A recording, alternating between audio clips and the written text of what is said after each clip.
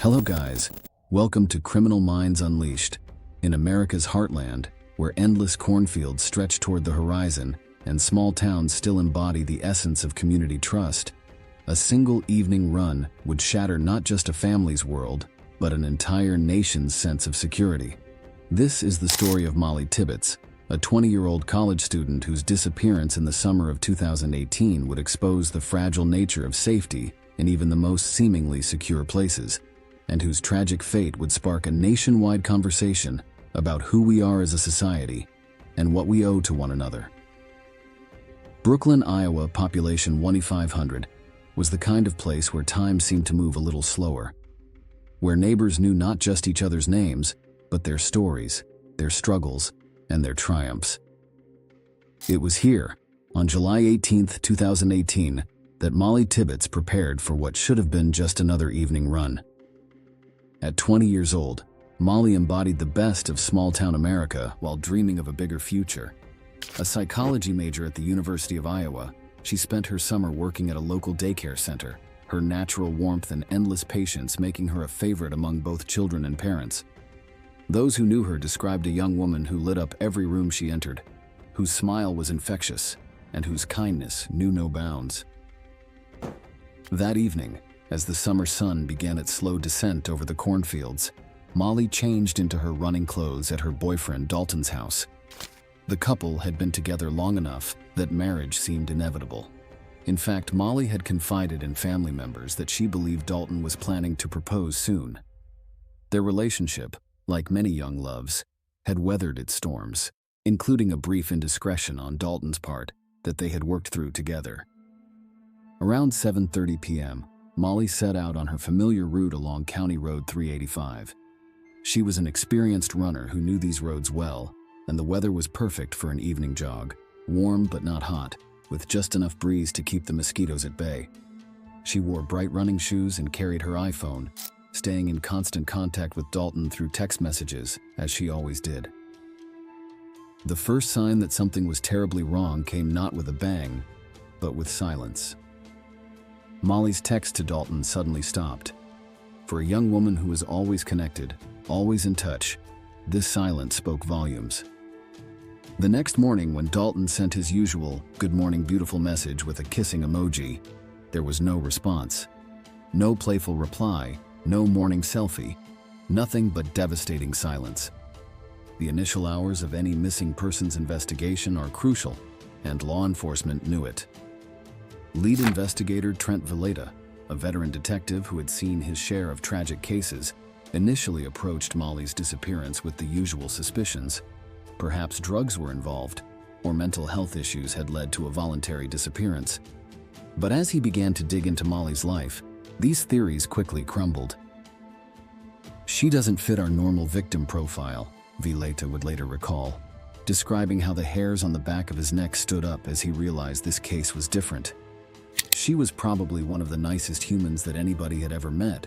Nobody had a bad thing to say about her. The response was immediate and massive. In a town where most people still left their doors unlocked, the disappearance of a young woman sent shockwaves through the community. The FBI was called in, a rare step for a missing persons case, bringing with them resources that would transform Brooklyn, Iowa into the center of a massive manhunt. Drones buzzed over endless acres of cornfields, their cameras searching for any sign of disturbance. Volunteers walked shoulder to shoulder through fields and ditches, hoping against hope to find some clue to Molly's whereabouts. The reward for information grew rapidly, eventually reaching $172,000. Missing person posters with Molly's smiling face appeared everywhere, on store windows, telephone poles, and eventually, in a chilling detail that would later prove significant, in the home of her killer.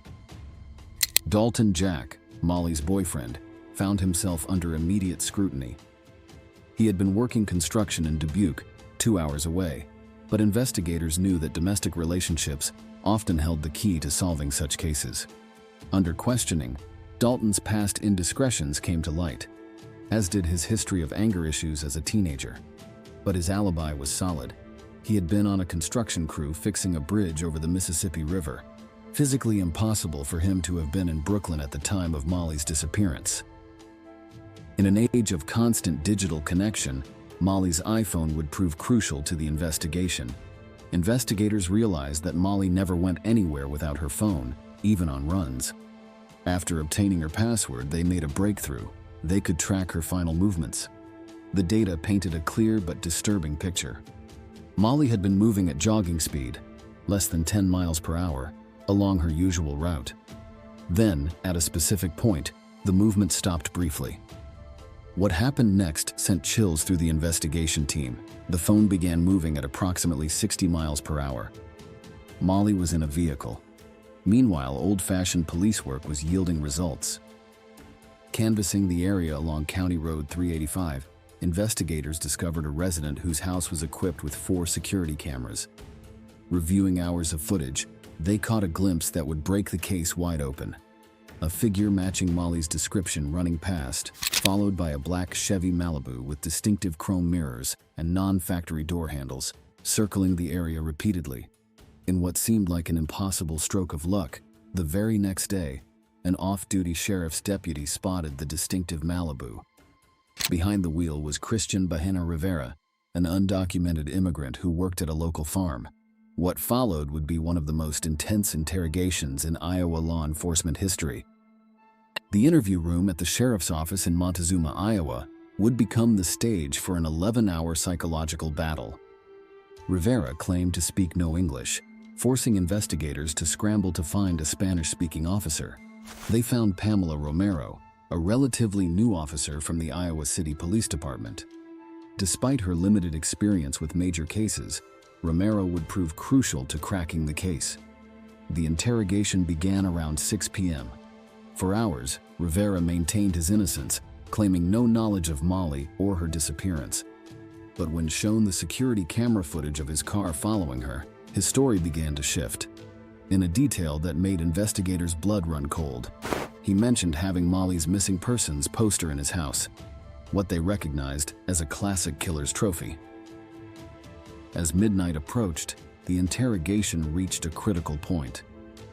Rivera, who had been claiming memory blackouts, asked to speak with Officer Romero alone. In Spanish, he began to reveal the horrifying truth. "I remember that I was fighting with her. I remember that I brought her into my car. She had blood." In the pre-dawn hours of August 21st, Rivera led investigators through muddy cornfields. There, partially hidden under corn stalks, lay Molly's body, identifiable by her brightly colored running shoes. The position of her scattered clothing suggested a sexual assault had occurred. Later testing would confirm her blood in Rivera's car trunk. The trial would bring one final shocking twist. Rivera's defense team mounted an extraordinary strategy, calling their client to testify. On the stand, Rivera spun an entirely different tale. 2 masked men had forced him to drive that night, he claimed. They were the ones who killed Molly, threatening him into silence. In a transparent attempt to cast suspicion elsewhere, he claimed one of them was named Jack, the same surname as Molly's boyfriend. The jury saw through the deception. After 7 hours of deliberation over 2 days, they found Christian Bahena Rivera guilty of first-degree murder. He was sentenced to life in prison without the possibility of parole.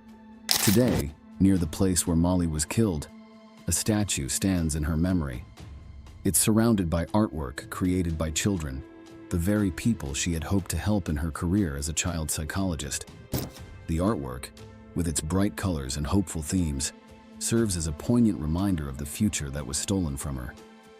The case changed Brooklyn, Iowa forever. Doors are now locked at night. Young women think twice about running alone. Parents hold their children a little closer.